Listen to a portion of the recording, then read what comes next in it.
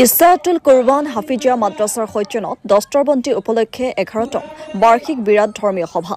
ইছাতুল কুৰআন হাফিজিয়া মাদ্ৰাছাৰ 6জন ছাত্ৰক পাগুৰি প্ৰদান। দৰং জিলাৰ চাউলখোৱা গাঁও পঞ্চায়তৰ অন্তৰ্গত ইছাতুল কুৰআন হাফিজিয়া মাদ্ৰাছাখন ৰাইজৰ দান বৰঙণিৰে ইংৰাজী 2012 চনতেই আৰম্ভ কৰিছিল আৰু বৰ্তমানলৈ অভিজ্ঞ শিক্ষকৰ দ্বাৰা পাঠদান দি থকা হৈছে। মাদ্ৰাছাখনত প্ৰতি বছৰৰ দৰে এইবাৰো 11 জানুৱাৰীত বিৰাট ধৰ্মীয় সভা অনুষ্ঠিত হয়।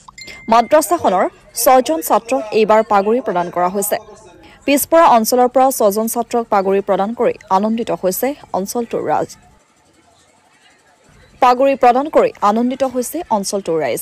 এই পাগুৰি প্ৰদান অনুষ্ঠানত উপস্থিত আছিল অঞ্চলটোৰ বহু গণ্যমান্য ব্যক্তিৰ লগতে স্থানীয় ৰাইজ।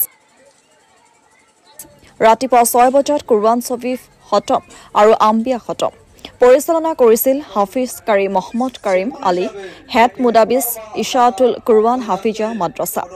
আবেলি 4 বজাত না টেৰ ৰাছুল আৰু গজল পাঠ পৰিচালনা কৰে মৌলানা মহম্মদ ৰফিকুল ইছলাম, ইমাম খৈৰাতলী জামি মছজিদ। সন্ধিয়া 6 বজাত কেৰাত পাঠ পৰিচালনা কৰে মৌলানা মহম্মদ চাহনুৰ আলম মিছবাহীয়ে। 7 বজাত ৱাজ নছিহত সভাপতিত্ব কৰে হাফিজ কাব্বি মহম্মদ কৰিম আলীয়ে।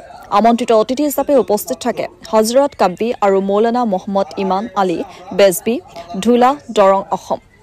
নিৰ্দিষ্ট বক্তা হিচাপে উপস্থিত থাকে হাফিজ কাৰী মৌলবী মহম্মদ নিজামুদ্দিন, ৰেজবী কাদ্দৰী শিক্ষক, দাৰুল উলুম আহলি সুন্নত ফাইজানী আলা হজৰত হুচাইনী মাদ্ৰাছা, খাৰুপেটীয়া, দৰঙৰ। মুখ্য অতিথি হিচাপে উপস্থিত থাকে হজৰত আলমা মৌলানা কাৰী আৰু মুফতি মহম্মদ হাইদৰ আলী, হানফি মুজাদ্দাহী প্ৰধান শিক্ষক, দাৰুল উলুম গৰিবী নেৱাজ মাদ্ৰাছা, বৰপেটা টাউনৰ।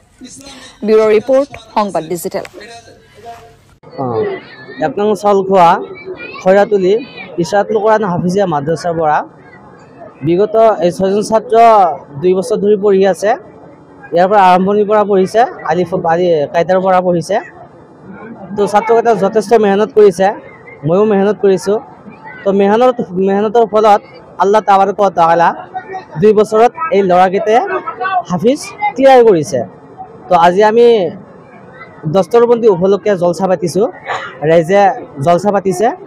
এই 6জন ছাত্ৰক হাফিজক বিদায় দিবৰ কাৰণে এই অনুষ্ঠানখন আজি পতা হৈছে।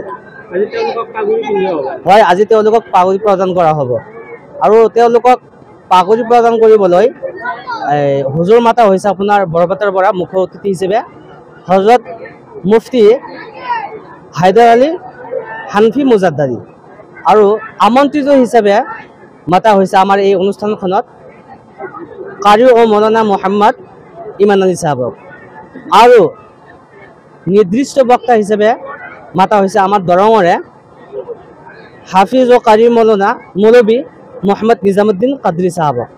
তেওঁলোকৰ হাতৰ পৰাই এওঁলোকক আজি পাগুৰি প্ৰদান কৰিম বুলি আশা কৰিছোঁ। আৰু ৰাইজৰ কাষত আমালোকৰ এটা বিনম্ৰ অনুৰোধ, আপোনালোকে এই ছাত্ৰকেইটাৰ কাৰণে দোৱা কৰিব।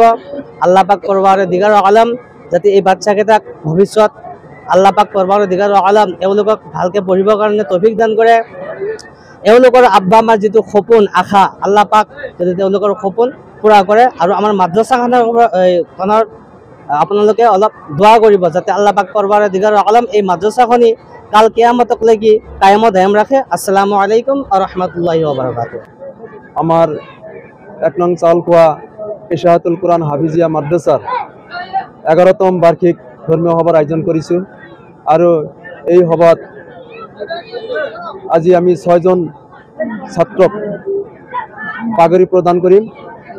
আৰু এইখন মাদ্ৰাছা ইমান পিছপৰা অঞ্চলত আমি কেৱল ৰাইজৰ অনুদানেৰে, ৰাইজৰ সহায় সহযোগিতাৰ মাধ্যমে আমি আজি ইমানলৈ আগবাঢ়িবলৈ পাইছোঁ।